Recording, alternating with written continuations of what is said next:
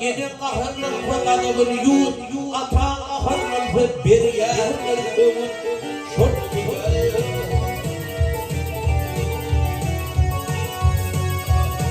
Bak bolgun nivalva, bolgun nivalva, bolgun soğut, olur cennet nimetini dağıtını dağıtını.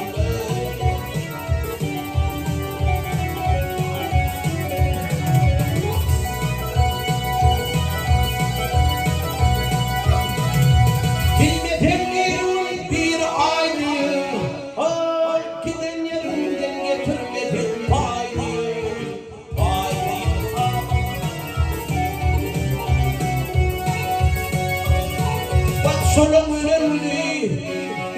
ölümünü ağlamadın vay diyor. Olur bağrımına çok gitmeli.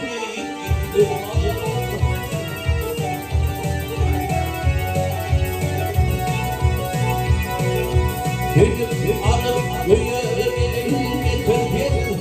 Al bir zemahlayımlar oturdan.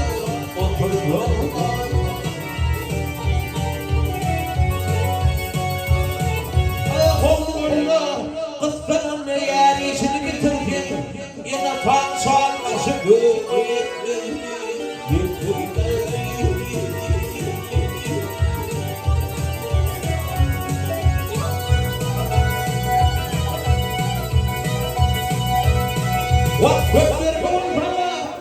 Kökler bulsana diyelim bana, evlemen düşünyen bana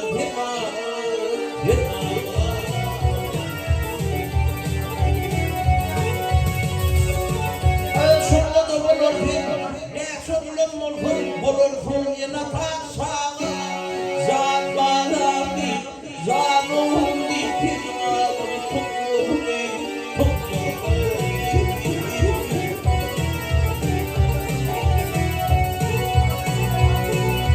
nadan olur var habildir kadın.